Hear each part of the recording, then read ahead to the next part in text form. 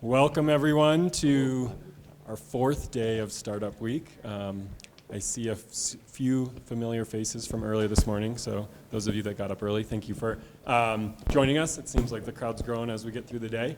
My name's Scotty, I'm the co-chair of the product track here, and just wanted to welcome you all to Startup Week. Who's been to session so far? Cool, most folks, awesome. It's been fun being back in person, obviously being remote the last 2 years, so excited everyone made it out. Denver Startup Week is the world's largest free startup conference, so thank you all for attending and being a big part of this. It's very special that we have it here in Colorado and have so many entrepreneurs, startups, and folks in various levels of their career attending Startup Week. It's totally put on by volunteers and our amazing sponsors, which Ryan will talk about here in a second, but just wanted to welcome all of you and thank you for taking the time. All right. Thanks to everyone for being here today. As mentioned, we have some amazing sponsors who make this event possible.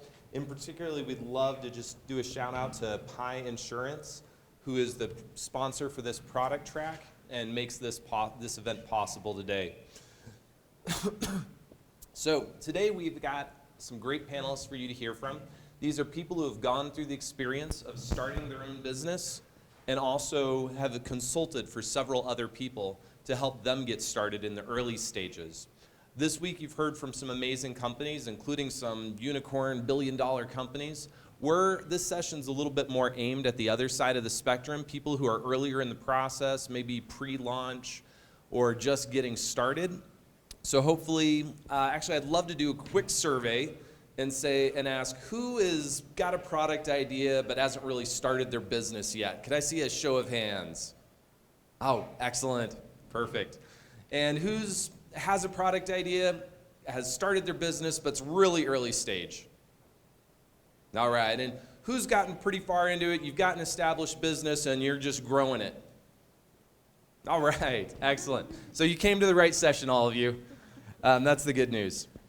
All right, but regardless of where you're at, we hope that this session will be useful for you and you can get some good nuggets of wisdom for your company and avoid a lot of the mistakes that entrepreneurs often make. And everyone here has got stories about all the mistakes that they made that have cost them a lot of money or a lot of time or a lot of opportunity.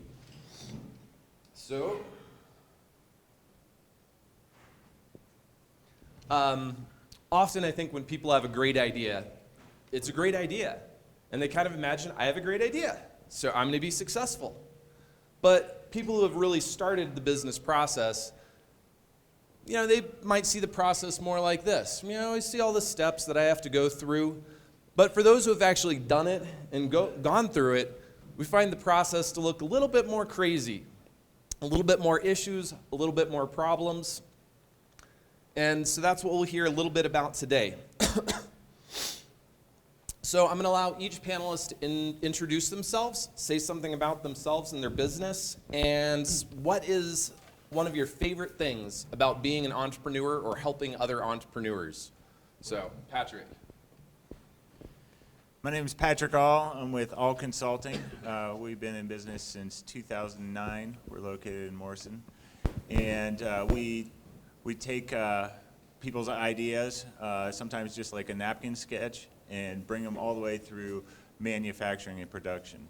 So every step along the way, we kind of are a one-stop shop for product development. I think that one of my favorite things about doing this business is seeing all the creative ideas that people come up with and being able to filter down what's possible from a manufacturing process and what's not. And there's always some gives and takes, and really helping them take that idea and refine it down to something that is going to be functional and hopefully is going to sell. And so that's probably my favorite thing, is to see all that creativity and be a part of it. Thanks, Patrick. My name's Frances Williams, and I'm the Senior Director of Business Pathways at Mikasa Resource Center. So I help manage a team that helps people in their career as well as in their business. And for over 46 years, Mikasa has been serving our most vulnerable communities. So we help them in the area specifically of product development with a ProboPat program that is partially sponsored by the U.S. Patent Office. That allows people who reach a certain income threshold to obtain the help of an attorney. Attorneys are very expensive. Love attorneys. My dad and my brother are one, but in Colorado it can be up to $700 for an hour for a patent attorney. So this makes it a little bit more achievable for folks that are in our vulnerable communities, and then they are able to go through the patent process and come back to Mikasa for support when they want to start that new business.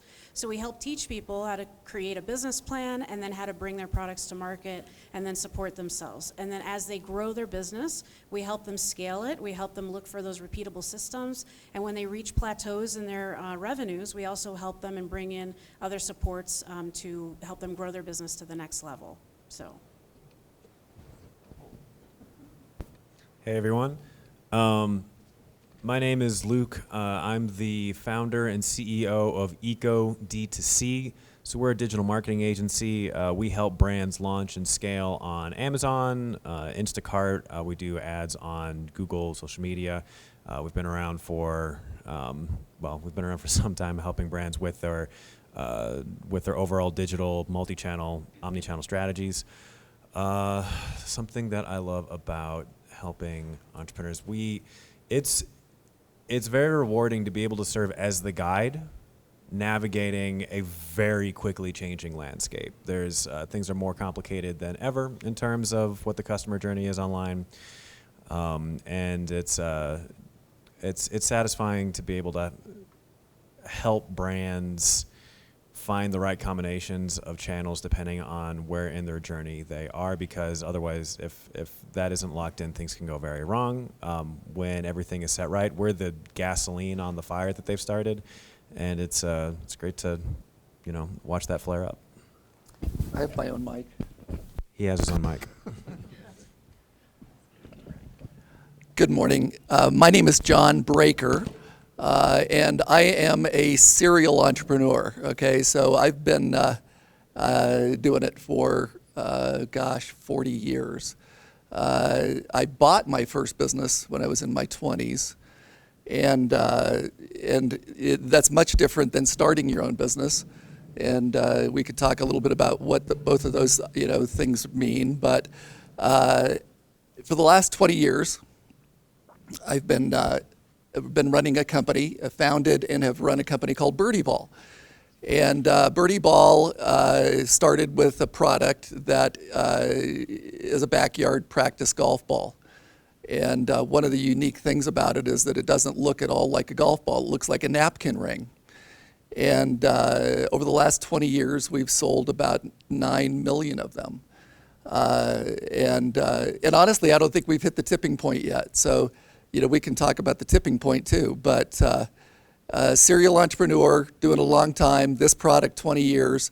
It got me a baseline in golf. We won the best new product in the golf industry at the PGA Merchandise Show in 2005.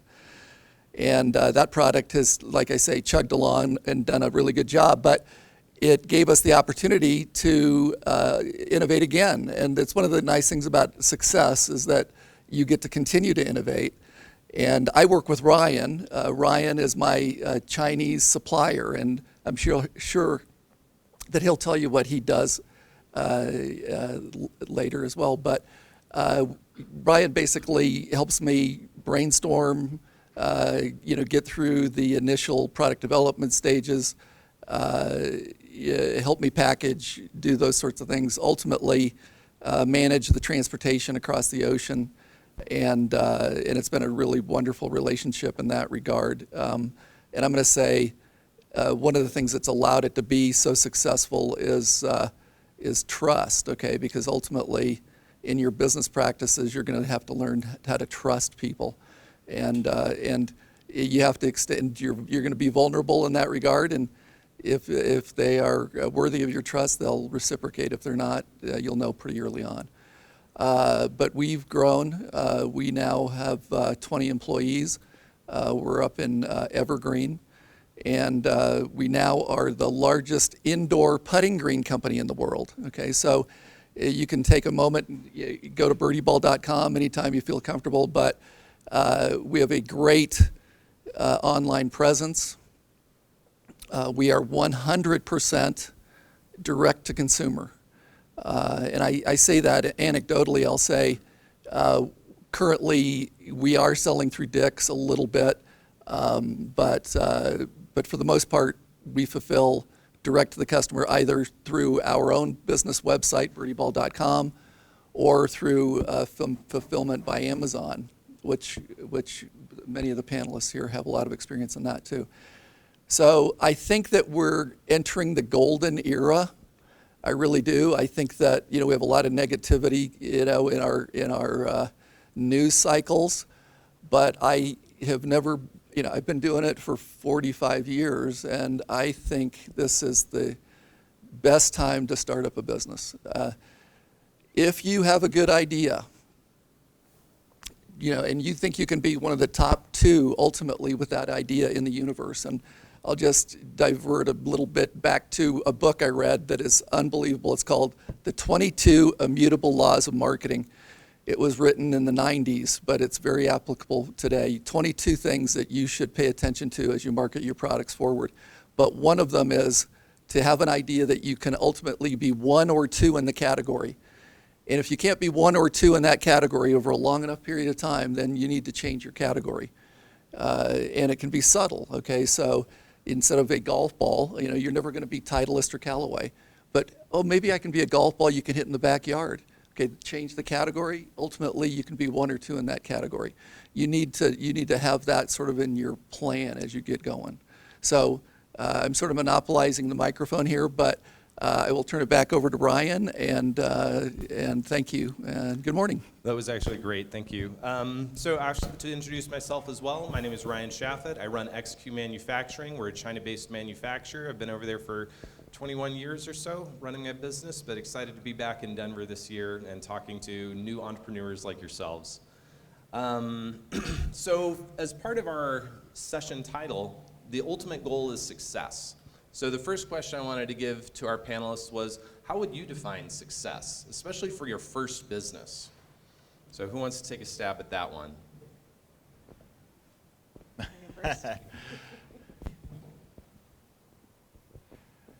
Well, success can be many different forms, right, in life.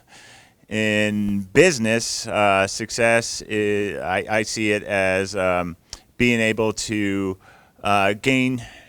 develop a product you believe in, and that has a market, and you know your target market, and and being able to launch that product, if it's a product, and have increasing revenue, increasing sales, and enough profit margin to make it sustainable and growable, and have a plan for and execute a plan for gaining traction in your market. All right, any other definitions out there? I'm a 3-time entrepreneur, and I've seen hundreds of entrepreneurs at Mikasa. And I think one thing that's definitely true is success is different for each and every one of us, right? And it can mean, bringing that idea, seeing that idea turn into something tangible and actually come to life is an incredible marker of success. For some people, it's actually birthing their business, right? And having that successful moment where you register your business with the Secretary of State, and all of a sudden it's like, wow, this is real, right? And it's such an honor to watch people unfold in their own way and define whatever that success means to them, right? And it can also include, by the way, personal achievements, right? Like, what does that mean in terms of building a business that then you can pass on to your family? Or it can make a difference in the lives of others, and you're going to create jobs for our economy. So it's truly a blessing to watch, every single one of the people that come to Mikasa and how they define success for themselves. So I've been an example of exactly what you just said. So just generally, this is something that we define with every brand that we work with, because whether this is intended to be, whether you want to sell, whether you want this to be your career for decades, whether you just want to have it be a lifestyle business, will affect absolutely everything. So if we're, your partner and we don't know what you ultimately want, then it's going to be really difficult to help you. So the more dialed in that is, the better. And then success for me with my first business was, just simply seeing it breathe to life. Like that was just life changing for me personally. But for every individual, and just speaking as somebody who, works with brands in a lot of different stages, the more people know what you're trying to do, the better they're going to be able to help you. And even if you're like, hey, I'm deciding between A and B, that is a better starting point than like, I'm just trying to grow. Right. So, obviously it is much different, between everybody with success. The ability to call the ball, I mean, that's a big deal. And, we all have worked for the man, and it's like, that's the stupidest thing I've ever heard. You walk out of the meeting and you're just shaking your head like, God, we're going to really do that? Okay. And I have the opportunity to watch everybody else leave the office and do that. But, honestly, in my particular situation, I have a family who works in my business. And, I'm going to say that's my favorite thing. And, helping them succeed, giving them enough, rope to hang themselves and, and come back and revisit that. And I know there's a little more protection for them in there. And you're not going to ever fail bad enough to get booted out of the business. I think there's some good aspects of that, because they aren't afraid of telling me their opinion. My wife is also my partner, and I was telling these guys earlier that just as long as the checks keep coming in, that's her measurement. But God, she's my biggest critic. But it's like I can't bring an idea to her that she's just like, that's a layup drill. They're all going to have problems, and if I can get an idea past my wife, I'm like, this is a home run ball. And you need to have people in your life that you trust with that. Again, back to that word trust. You might think you got the greatest next invention.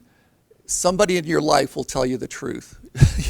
You need to hear it, and you need to hear all the reasons why that's not going to work, because you need to sort that out, and come up with a reason. Okay, well, what if I did that? Would that work? Because when you start, putting the green, dollars behind it, I don't want to say you're at the point of no return, but you might lose a little bit. You could lose a little bit early just by asking people, is this really going to work, and listening. Yeah, I echo that as well. Having a community, having people that'll help you, that'll play the devil's advocate, help you troubleshoot some of your ideas is worth so much. And for myself, I'd just say that definition I put over success, that most small businesses, if you make a business plan, odds are if you're that 1% that actually everything goes according to your business plan, congratulations, you're an amazing human. But for the rest of us, it typically ends pretty far off from what we set off in our business plan. Not that you shouldn't do a business plan, because you should. But if you have a business for 2 years, you're paying yourself something, you get to a point at the end of the business where you realize it's not going to work out like you thought, but you don't owe anyone any money. You never took any risks that were going to just destroy everything, and you've gained that experience from 2 years. That's a pretty good definition of success. I mean, of course, we all want to hit the home run, and I hope you do. But if you just manage your risks well and gain that experience in your first year, in your first 2 years, that's worth so much more than making $100,000, $1 million even, I would say. All right, so another huge thing that I've found as an entrepreneur is, how do I manage myself as part of this? So I want to ask these panelists, what is one habit that you can have as an entrepreneur that's going to help you to be successful in the long run? Who wants to answer that one first? Want to go first? I'll go first. And I talk a lot with entrepreneurs about this at Mikasa. There are going to be really hard days where you are maybe lucky if you make 1% movement in your business, okay? But if it's 1% movement every day for 30 days, at the end of that month, it's 30% farther than where you were at the beginning. Don't give up. You know, one of your greatest assets is discipline, okay? And remember to just put in that 1% every day forward movement. That is some of the best advice that I've gotten, and that's what I try to share with other entrepreneurs as well.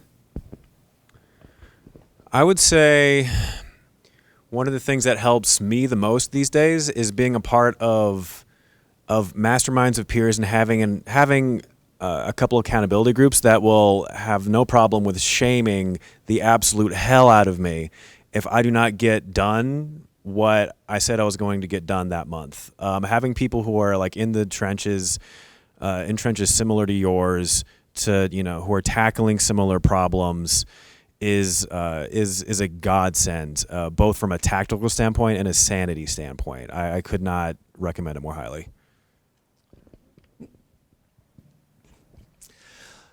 Right. So I agree that you have to move the ball forward, 1% a day. These are, we all like to put some analytics onto, things these days, the metrics. I guess I say, a third. A third of your days are going to be down.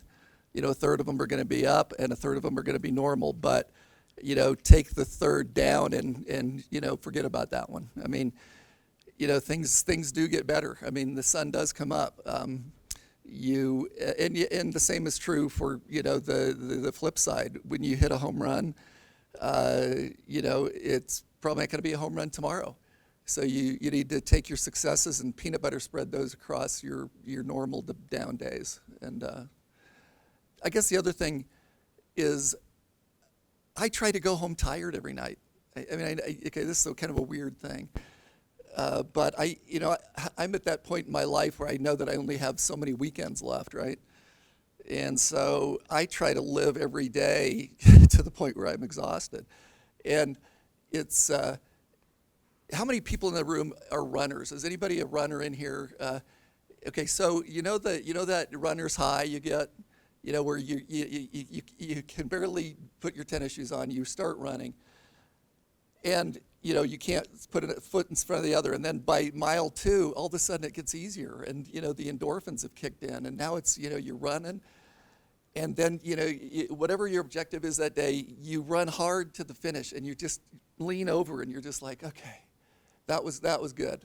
So it's funny because this question, Ryan gave us a list of potential questions. And I was thinking about it on the way home. And I was like, God, I'm so tired, I can't even really think about that question right now. And it's like, why am I tired? Oh, yeah, okay, because I really kicked its ass today. I worked my butt off. And tomorrow we have a better chance of having a positive outcome. So, procrastination will kill you and get tired. Yeah, one thing I'd like to add to that is make sure to celebrate your wins. It's so easy to get just tunnel vision of what you're trying to accomplish, and you kind of glaze over your big wins, and you don't really pat yourself on the back and say, hey, that was a great job, and now I'm focused on the next problem. So it's really important to say, hey, we accomplished this. Yeah, we've got some other issues, but we're going to overcome those as well, and just take time to celebrate the things that you did do right in your big wins. That's fabulous. I loved all of that advice, especially Luke saying have a community. Find an entrepreneurial community. There's 1 million cups of coffee that meets here every Wednesday morning in Denver. It's a great group to go to and hear other entrepreneurial stories, and you suddenly discover, oh, wait a minute, I'm not the only one that this is hard for. One other thing that I'd add for a habit that's been very important to me in my business growth, there's always an infinite list of things that you can be doing, and you will never, ever, ever, ever finish it as a small entrepreneur. And so the two habits of, if any of you are familiar with the Eisenhower matrix of defining what is important and urgent versus what is unimportant and urgent, this kind of thinking is very, very key. And so the two things that I like to do every week is take an hour where I do not think about the urgent things. I look at my week and I think, what are the really important things that I need to do better at that are going to make a big, long-term, non-urgent difference for me? And I try to focus on those more. One of those things that's very important that is not urgent is your development. You are the most valuable resource in your company. And what are you doing to continue to build yourself as a better entrepreneur? So usually those are the things that entrepreneurs push to the side because we're too busy. But you need to break out time. Like coming to a thing like this today. Good job, you're doing it. And the other part of that is there's so many non-urgent things that are not important. Or actually, no, I take that back. There are so many urgent things that are not important. And the more of those things I learn to just say, nope, we're just going to not do that. It's not going to make all the difference. It would be good to do it, but I'm not going to do it. The more I do that, the more of an excellent business I end up having because I can focus on the things that really make a big difference in the long run. So that would be my 2 cents on that. All right, let's move on to another question for our panel. So engineering and manufacturing. So that's us two mostly, but everyone's involved in it. What do you see as the most important thing in a client's approach to a product? When you see clients succeeding or not succeeding, do you see any key differences for what would determine that? Yeah, so a big part of it is drive to see it all the way through. You can't get 90% there on product development and call it good. You really need to have drive to cross that finish line. To say, yeah, it's good enough, but maybe I don't feel like doing it anymore. You really got to have that mentality to go all the way through, and just having kind of a vision of what you're trying to produce and what your end goal is. Excellent. Yeah, I've seen that as well with a lot of clients that come to me with really great ideas, and but they've got their other job and they're not ready to really follow it through all the steps.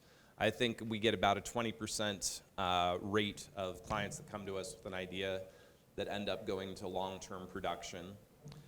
Can I add to that Yes, really please quick? do. This is a really overused word, especially the last 3 years, but I do think it's very true for entrepreneurs. Resiliency, really important.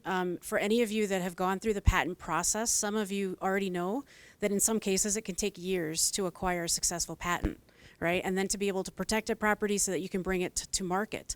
That doesn't end there, because then you got to build, some of you will choose to build a business around that, right? So please give yourself some grace. Know that it's going to take time. Know that you're going to have to lean in to that resiliency to make it through the patent process. It can be very long, very arduous. You know, your attorneys are doing great jobs for you, but at the same time, you know, you're so excited and you want to see your market, your product come to market, but you're going to have that patience to make sure that you're protecting your intellectual property. So lean into that resiliency, make sure that you are, prepared for the long haul, and then to also see it through to actually building, a business if that's what you decide to do.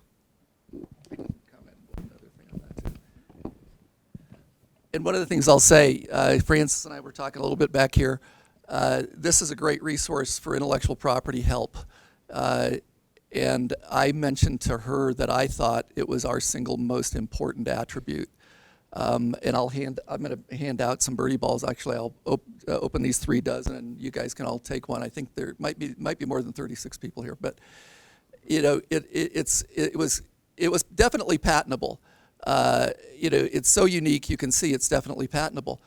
But we didn't get our patent. Okay, so to her point of patience, we just stuck with it, and it was very expensive, and if it wasn't for my father, honestly, we would have probably given up on it. But I've learned some shortcuts, if you will. And one of the shortcuts is you get a patent pending, and it's not expensive.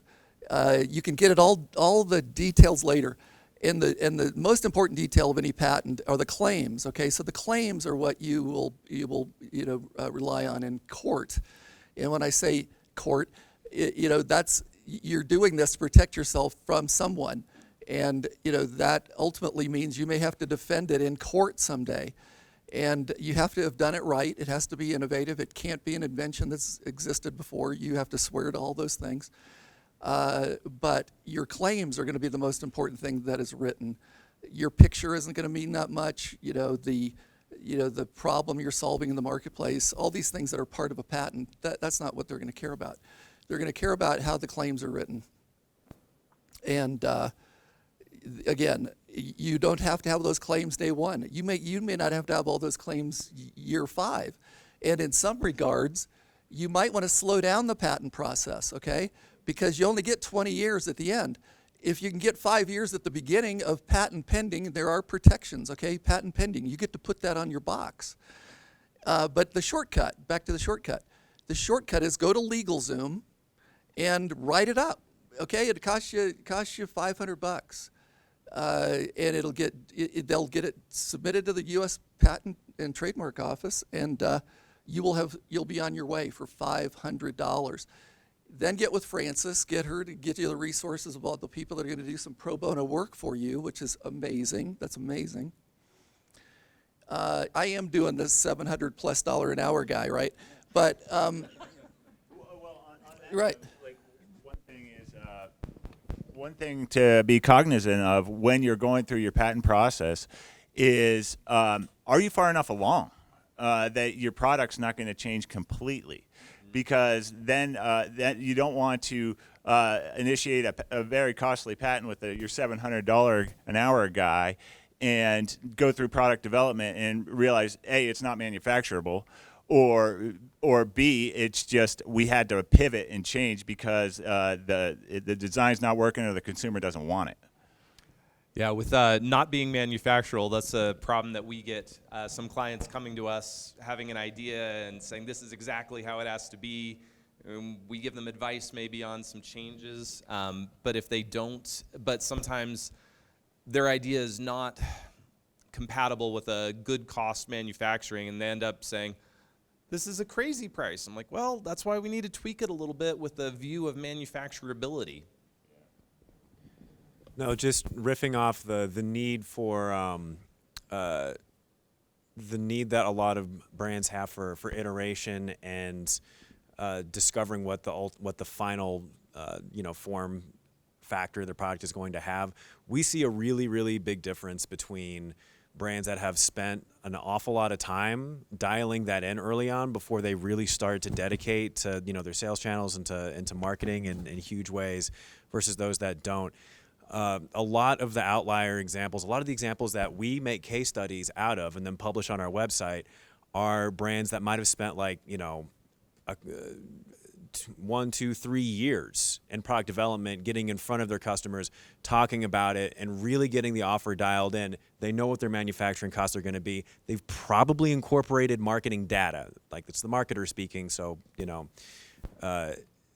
certainly I have my biases here. But if someone comes to us and they already have a cult following, and they have and they've actually incorporated, you can look up and see what your competitors' estimated sales are on platforms like on Amazon's platform. There's data you can get a hold of ahead of time. And those are brands that, from a lot of experience, are so much easier to scale faster early on. And these are the examples that you see having, success within a matter of a couple of years. If you're just getting into it, if you're just starting to iterate, if you don't have a lot of proof behind your market product fit yet, then you need to approach it much differently. You probably aren't ready to scale, and you might end up having to have a very long conversation with these guys about why everything's going to have to change once you start getting that data back.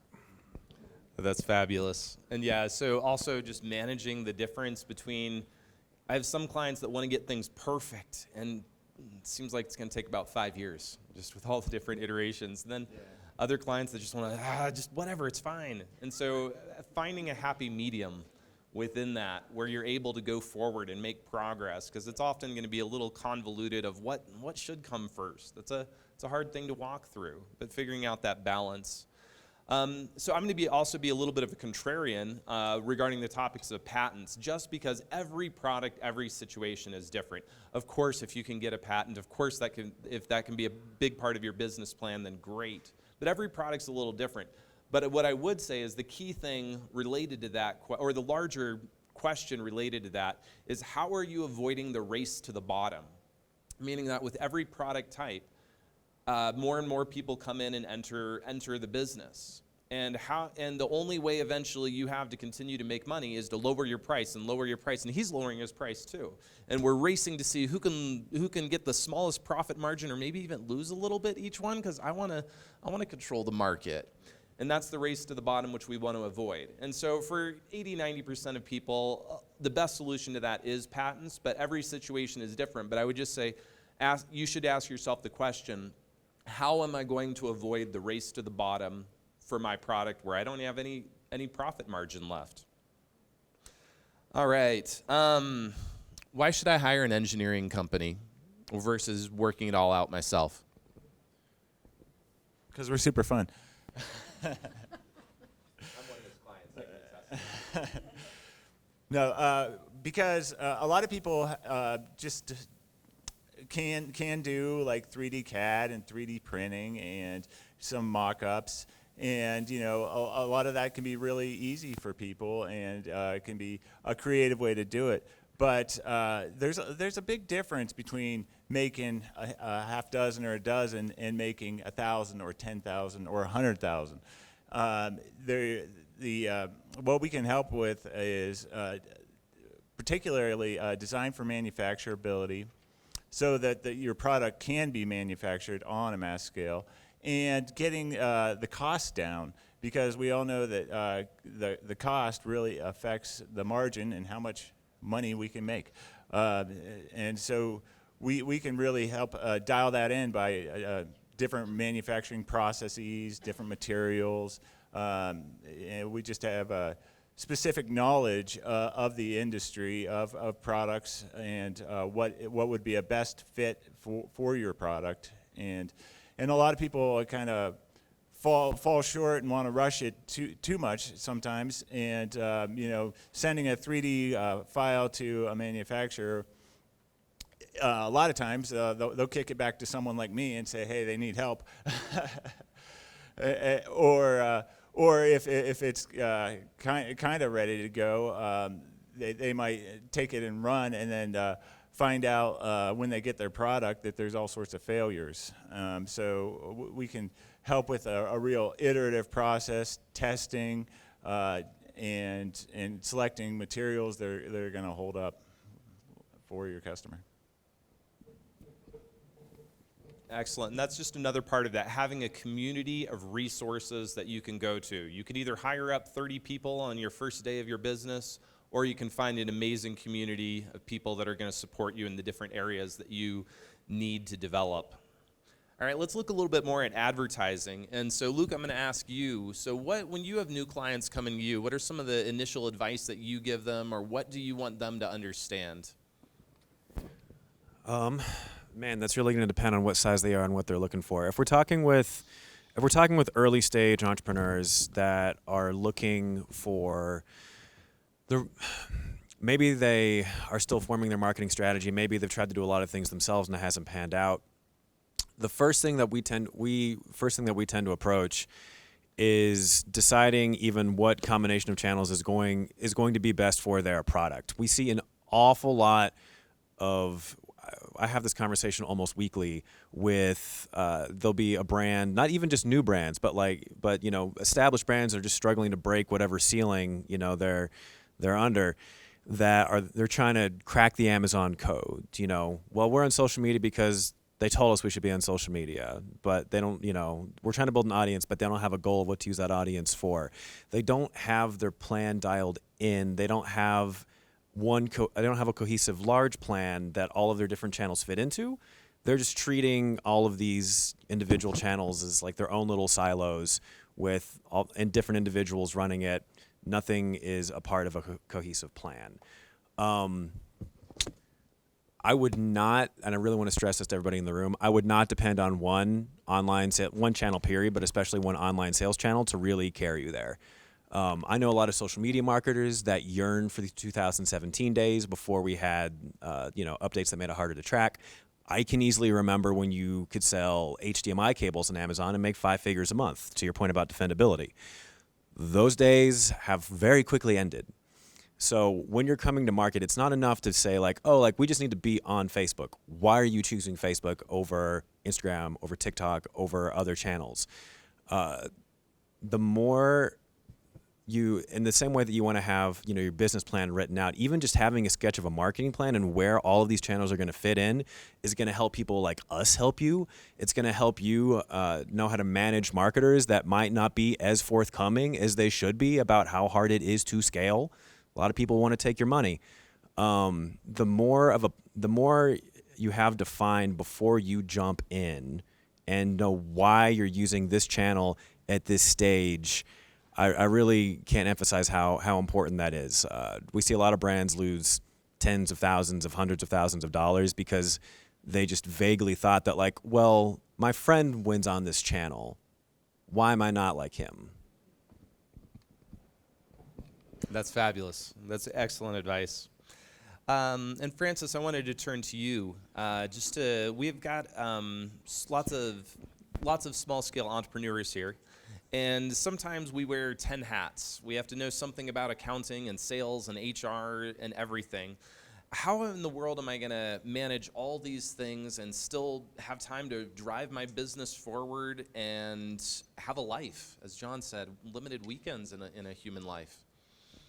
So I'm going to build off of what Luke just said too, because, and I promise I'm going to loop back to the question about having that right balance and the right resources around you. But, Luke said something that was really important, which I think is a good reminder. Start small, right? Do bite-sized pieces. You don't have to go and spend all of these marketing dollars to promote your product and not that Luke is not, very, very good at what he does, but I'm just saying when you're starting off small, make sure that you're, starting off very, very slowly, and then you can scale up.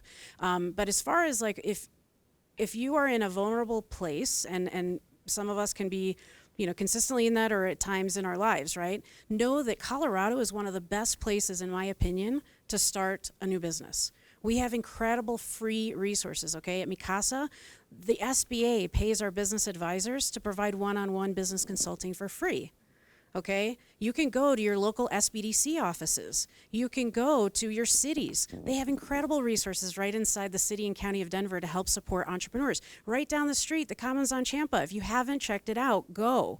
It is worth it. They have incredible resources there for you, okay? It's all about problem solving. We don't have all the answers, and that's okay. But if you're open and willing to learn and to ask for help, we have so many incredible supports here in Colorado for entrepreneurs. So keep that in mind as you go forward. Make sure that you're also keeping your advisors around you. You hit on something really cool, which is about the power of peer-to-peer learning. Okay, I can sit up here and tell you hey, this is how you build a business plan, but you're going to remember the story you heard from, Patrick next to me, because he actually sat and did it, right? And it could be close to you. And look for diverse opinions. Don't always look for people within your same industry, because they're going to have the same kind of, line of thought as you do. So ask for people outside of your industry for their perspective, because you never know what you can learn that way. But again, I think, Colorado, such a great resource, and your Denver Public Library. Holy cow, they have a BizBoost program. I can't get over the amount of resources that are free to you to do your market research. And if you want to lower the risk in building a business around your product, do your homework. Your market research is absolutely going to lower your risk in your business. So hopefully that helps everybody. Yeah, that's fabulous. Thank you. That's so good. Also, with the Mikasa, you have a strong connections within the Latino community. You do a lot of programs with immigrants. You're the host of the Women's Business Center. You have lots of initiatives to support vulnerable communities, underserved communities. Can I ask, what do you see as some of the unique barriers to some of the communities that you might work with? I'd love to learn more about that. first of all, capital for our vulnerable communities is really needed. Access to capital. Even, women still struggle who have amazing ideas to get access to capital. So I just want to bring that to the forefront for all of us to continue to talk about it and to bring awareness. But we have an incredible immigrant community here. Some of their barriers, they come to us with a third grade education and they don't speak English. So they need support in learning that second language. Being able to overcome, it is a reality. We all know this. There are systematic barriers, right, that we have to work on. But if we talk about it, if we bring awareness to it, and there are a lot of really good people, by the way, who are doing work to try and change that and to try and make a difference. So you are going to see more response, more support for our most vulnerable communities, because let me tell you, they have some incredible ideas, and the grit and the resiliency that I see, from people who come from nothing. Do you know how hard it is to start from a poverty level and then try and build a business? But I have seen firsthand a woman who started a food business with $37 in food stamps. Okay, so if she can do it, every one of us in this room can find a way to bring our idea and build a business that's going to be meaningful and impact and change your life. That's fabulous. Thank you. Yeah, and just imagining that grit from coming from a vulnerable background, as John described, being exhausted at the end of the day and asking yourself, do I really want to keep doing this? Just people from that background, the answer is yes, no problem. I'm going to keep charging ahead. But here's the other thing too, right? Entrepreneurship is agnostic to every single type of barrier, every single type of, it doesn't matter your gender, it doesn't matter your race. If you have an idea and you want to bring it to life, the only limitation is you. So work on your mindset, make sure that you get the right supports around you, whatever that may be, but don't give up. If you want to make it happen, it will happen. That's excellent. And keep investing in yourself. You're the most valuable resource in your business. Don't ignore yourself. All right. So let's transition to Birdie Ball.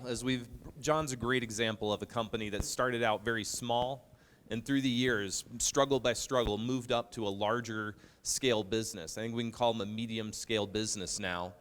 And I just want to ask, when you were transitioning from a small business to a medium-sized business, what were some of the biggest challenges at that stage that you encountered? Right. So, I'm sorry. Is it not on? Oh, this needs to be green. Okay, there we go. So, when you get started, it's just you, right? So, you've got your critics and you, and then you win some people over. You got to win your partner over. And then you start rocking and rolling. We were blessed, and Luke and I were talking a little bit about this. We were early adopters to Google, and I'm not going to focus on being small but we were early adopters of Google. We had a real unique opportunity.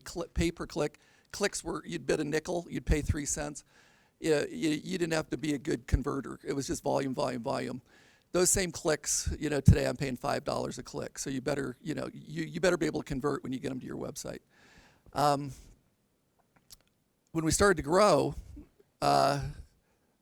it's how do you change from a flat organization, meaning everyone did everything, okay? So, you had every hat. The person sitting next to you had every hat. The person sitting next to them had every hat. You literally, it was a community of let's just all work together to get it out the door. And it's small enough that there don't have to be any lines of demarcation. Job descriptions were, non-existent. You didn't need to describe a job. It was, pray for orders, get orders, ship orders. And we need more hands to help us do that.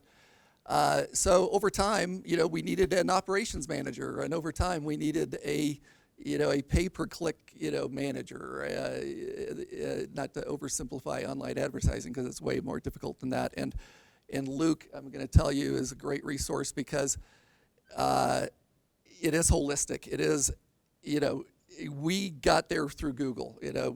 That's how we got there. Now we're on every platform doing it, doing everything. But you got to know your dollars are only going to go so far. Which one of the platforms are you, best prepared to be successful on? So I highly recommend you talk to Luke about that. But it's a huge challenge. And I'm going to say that we are still not out of the flat category. We're still flat. This is probably somebody asking me, how to take things to the dumpster. It's a good example about how an entrepreneur is always working. Yeah, sorry about that. But yeah, I went to the, I took the trash out last night, just like I take it out, I'll walk by it and go, really? Okay. Hard to do, creating, tasks. And sometimes it's just because everybody wants to help with everything, but you do need to get disciplined in terms of giving people specific tasks and then measuring them on those tasks. And it becomes even more complicated when they're your children. But honestly, one of my children is so, I need a job description and I want it tomorrow. I want you to go so that I don't have to drift into all these places. That's the challenge. The challenge is as you grow, getting your resources all move in the right direction without a lot of overlap. I still think the best organization structure is flat-ish. Like I say, I'm out making putting greens, so it's mostly because I enjoy it. But I want people to understand that you can chip in. Don't just sit in your cubicle. If you see something, help somebody. So I'd say that's the challenge is getting focused, so you're all moving in the same direction efficiently. Yeah, the discipline and organization as you grow a business becomes so important. And it's really abstract, so it's hard to learn those skills. A good mentor can help you with that, but discipline and organization as you're growing your business. Francis? I just wanted to give a couple of resources because I think for any of those of you who are readers, there's a really great book called The E-Myth by Michael Gerber. It's amazing help in terms of getting your mindset and helping you think through the things that you need to scale and creating those repeatable systems that are going to help you grow to that next level. It's a big push to take your business from a small business to that medium level and from medium to a large cap company. But another great resource in our community, our SCORE, is SCORE. SCORE.org has great mentors that can help you with that, as well as the Association for Corporate Growth. ACG is a nationwide organization, and their whole focus is trying to take mid-sized companies into large cap and create more jobs, right, and contribute more to our community. So use those resources. Even go to some of their meetings. You can go, I know, at least ACG once for free, and then tap into those mentors at SCORE who have been in the seat and know how to take you because they have done it themselves, gone from a small to a mid-sized company. Excellent. I'll also mention Colorado, what's the Colorado Economic Development, the full name? Yeah. Colorado Economic. Office of Economic Development and International Trade with the state of Colorado. They've also got some great programs to help grow businesses and even keep businesses in Colorado. There's even grants available out there with them, so that's also good to check out. John, in one or two sentences, what's the hardest thing that you've had to go through as a business leader? Well, it's probably one that everybody knows. That third bad day, sometimes those come, 12 in a row, unfortunately. They don't come a third good, a third bad. Oh, tomorrow's my good day. When they pile up and you've had 30 and, the cash register isn't ringing, and you think you know how to solve the problem, you do know how to solve it. You can. You just got to believe in yourself. You got to stay the course, and you got to re-ante. I mean, there are going to be times where you're going to have to ante up again. Okay, so, and it happens at all stages of your business. I mean, we're at a point now where I've got to find 20,000 square feet, and that's re-ante. I got to re-up. It's going to be okay. All right, are we really on the path? Can we really keep it going? So. Just keep believing in yourself, but you're gonna have to. It's like being at the poker table, and you got the hand. You're gonna win this hand, but you got to push them in again. So that's gonna happen over time. Excellent. All right, we're getting close to the end here, so I'm just gonna see if the panelists have any last nuggets in just one or two sentences, because we're short on time, for our audience. And I'll just go first, and I'll just say kind of a random thing, but I would always just encourage you to, when you're doing business, explore more options. If you're looking at manufacturing, if you're looking at sales, you always want to feel like you have a choice, that you're not locked into one decision on whatever you're looking at. Options are wonderful. Yeah, don't be afraid to pivot. If you are going down a track and it's just not working, don't be afraid to change that track, even though your business plan said otherwise. You know, these are living documents, and businesses are living and breathing. So don't be afraid to pivot to something else that's kind of could set your market. Excellent. Anyone else want to chime in? I want to try to save everybody in here a lot of money, and this is something that would make some people in my industry angry. But when you are hiring marketers, when you are consulting with marketers, make sure that they are selling you a strategy. And if they put up a paywall in front of you in order for them to tell you the strategy blow by blow, talk with somebody else. It's extremely common. I still struggle with it at my stage because I'm bringing on people to help out with like different lead generation activities, etc. Categorically, personally, I don't trust marketers with secret sauces. I just don't. And it's not just marketing. If you can tell me, if you can give the whole bag away in a 30-minute coffee, how much of an expert are you really?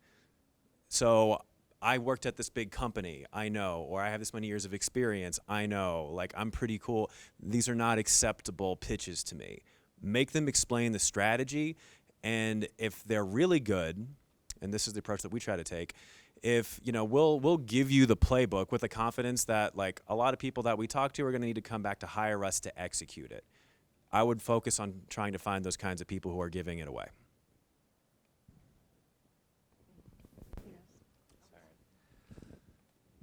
Yeah, I guess I would say one thing about your margins. Make sure you got plenty of margin.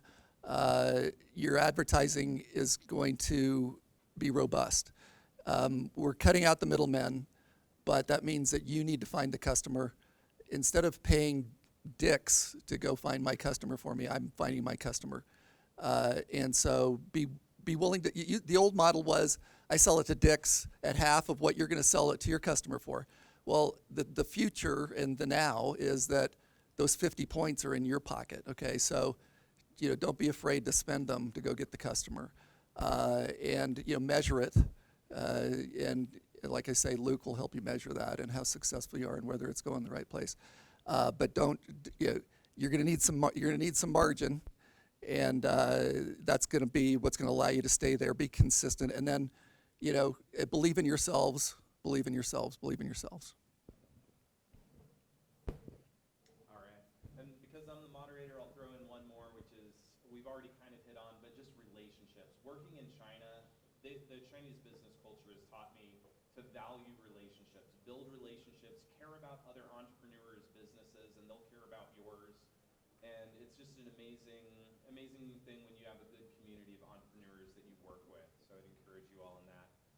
Our session time is about over. I wanted to leave some time for questions at the end, but we had so much of a great wealth of wisdom here that that we don't have time for that. But all of us will be here for a few minutes afterwards. Please take time to come up and have some good conversations with some of these amazing panelists. All right, so that'll end our session. Again, thank you.